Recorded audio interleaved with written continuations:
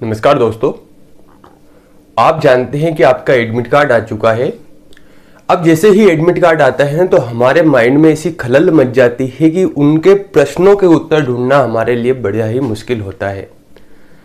प्रश्न ये उठता है कि अब चूंकि एडमिट कार्ड आ गया है और एग्जाम आपका होना है 19 जून को, और 19 जून की बात करें तो मोटे तौर पर आज है आपका शायद 11 तारीख है ना, 11 जून है आज आपका, 10 या 11 जून है। तो 11 जून की बात करें तो लगभग हमारे पास 7 से 8 दिन है। अब इस 7 से 8 दिन में आपका तैयारी कैसी होनी चाहिए, क्या क्या बातों का आपको ध्यान रखना है, वे महत्वपूर्ण बातें आज हम कर लेते हैं। जैसे ही कल एडमिट कार्ड आया, जब एडमिट कार्ड आता है तो एडमिट कार्ड आने के बाद वे विद्यार्थी जो पहली बार एग्जाम देने जा रहे हैं उनके मन में बहुत सारे डाउट आते हैं। तो प्रश्न ये उठता है कि सर इस टाइम पर हम क्या कर सकते हैं और हमारा बेस्ट कैसे देख सकते हैं। थोड़ा सा समझने का प्रयास कीजिए। हो सकता है कि ये चीजें आपको थोड़ा सा विपरीत लगे अभी तक की जो बातें मैं करता आया हूं। पहली बात तो ये कि चूंकि आपके पास 7 से 8 दिन बचे हैं, तो इन 7 से 8 दिन में सबसे ज्यादा जो जरूरी है, मैं कहूंगा पढ़ने से भी ज्यादा जरूरी है खुद को संतुलित रखना। संतुलित रखना सबसे ज्यादा जरूरी है। आप खुद समझ रहे होंगे कि मैं क्या बात कहना चाह रहा हूं। अभी आपके माइंड में बहुत सारे ऐसे थॉट आ रहे होंगे कि यार इतने कम समय में मेरा पूरा सिलेबस कंप्लीट नहीं हुआ, मेरा सिलेबस कंप्लीट नहीं हुआ तो मेरा सिलेक्शन कैसे होगा, मेरा पूरा रिवीजन नहीं हुआ, रिवीजन भी हुआ तो इतना ही रिवीजन हो पाया, सिलेबस कंप्लीट हुआ तो इतना ही हो पाया। ऐसे तमाम जो क्वेश्चंस हो सकते हैं अभी आपके माइंड में हो रहे हैं। यार मैंने टेस्ट सीरीज ज्वाइन नहीं की, मैंने पुराने पेपर सोल्व नहीं किए। ठीक है, अब मैं आपको एक बात बता ही देता हूं। आपको एक बात का ध्यान रखना है, सबसे पहले तो कॉन्फिडेंस रखिए। ठीक है, कॉन्फिडेंस कैसे रखना है? कॉन्फिडेंस ये रखिए कि जितना मैंने पढ़ा है पर्याप्त है।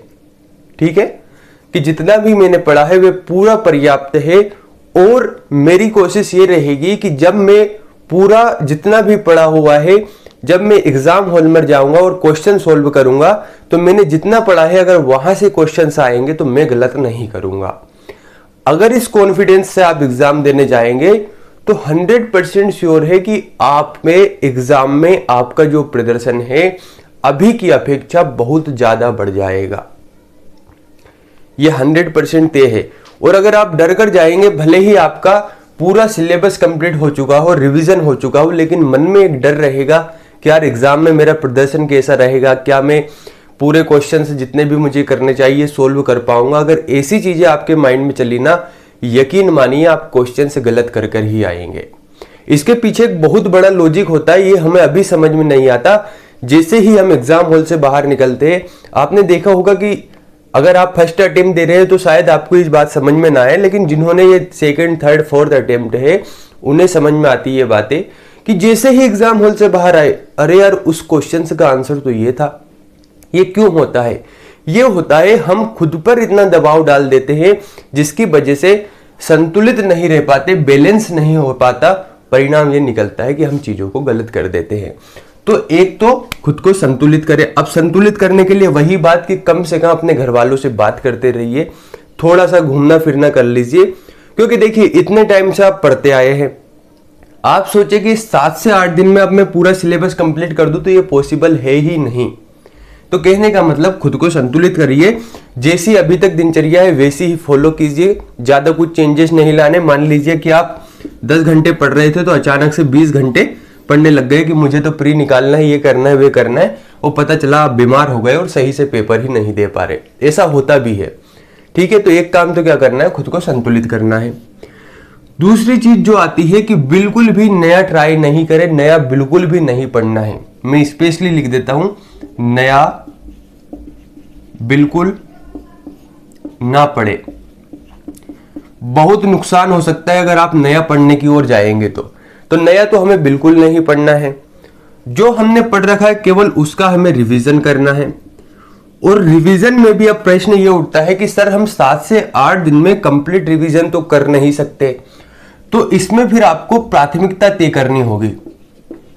प्राथमिकता का सीधा सा मतलब है कि सबसे ज्यादा वेटेज किस सब्जेक्ट का है, पहले उसे रिवाइज करूंगा, फिर उसके बाद किसका है, यानी क्रम में बांट दीजिए कि सबसे ज्यादा किसका है, उसके बाद किसका है, इस तरीके से क्रम में बांटकर फिर रिवीजन कीजिए। अगर आपका कुछ रिवीजन छूट भी जाता है तो चिंता मत कीजिए, आपका माइंड इतना पावरफुल है कि वहां से क्वेश्चन से बनेगा तो आपके पास 80% थोड़ा सा श्योरिटी रहेगी कि यार इसका आंसर ये हो सकता है। क्यों? क्योंकि आपका सबकॉन्शियस माइंड वह आंसर बताना चाह रहा है, उसको पता है कि आपने कहीं ना कहीं इसे देखा था, पढ़ा था, इसलिए वह आंसर रहेगा। तो आप उसमें तुक्का लगाकर भी सही कर देंगे। तो क्या ध्यान रखना है, खुद को संतुलित रखना है, ज्यादा तनाव नहीं लेना है, अच्छे से पेपर देना है, ज्यादा अपनी दिनचर्या से छेड़छाड़ नहीं करना है। बिल्कुल यार शांत रहिए, अच्छे तरीके से पढ़ाई करते रहिए और नया बिल्कुल भी नहीं पढ़ना है। मैं बिल्कुल आपसे कह रहा हूं कि 1% नया नहीं पढ़ना है। जो पढ़ा हुआ है केवल उसका रिवीजन करना है, भले ही आपने कितना ही पढ़ा हो। और उस रिवीजन में भी अगर आप पूरा नहीं कर सकते 7 से 8 दिन में, तो प्राथमिकताएं तय करनी। जैसे कि मान लीजिए कि सबसे महत्वपूर्ण एमपीजीके, तो पहले एमपीजीके का रिवीजन कर लेता हूं, फिर आयोग है तो आयोग का कर लेता हूं, ठीक है। ये सभी चीजें होना चाहिए। तो साथियों, ये हुई कुछ महत्वपूर्ण बातें। खुद का ध्यान रखिए, तनाव मत लीजिए, पेपर आपका बहुत अच्छे से जाएगा। यकीन मानिए, अगर आप कॉन्फिडेंस के साथ पेपर देकर आए तो ये विश्वास रखिए कि यार जो मैंने पढ़ा है वहीं से पेपर आएगा। आप तो ऐसा सोचकर जाइए, टेंशन बिल्कुल भी मत लीजिए। बस आप अगर बहुत अच्छे ढंग से पढ़े हैं और वहां पर अपने कार्य को बहुत अच्छे ढंग से करते हैं, अच्छे से पेपर सोल्व करते हैं, तो आपका सिलेक्शन होना निश्चित है। तो साथियों, ये हुई कुछ महत्वपूर्ण बातें। और आपको कुछ और ऐसे डाउट आ सकते हैं तो आप कमेंट कर सकते हैं, हम कोशिश करेंगे कि उसका उत्तर देने का प्रयास करें। धन्यवाद।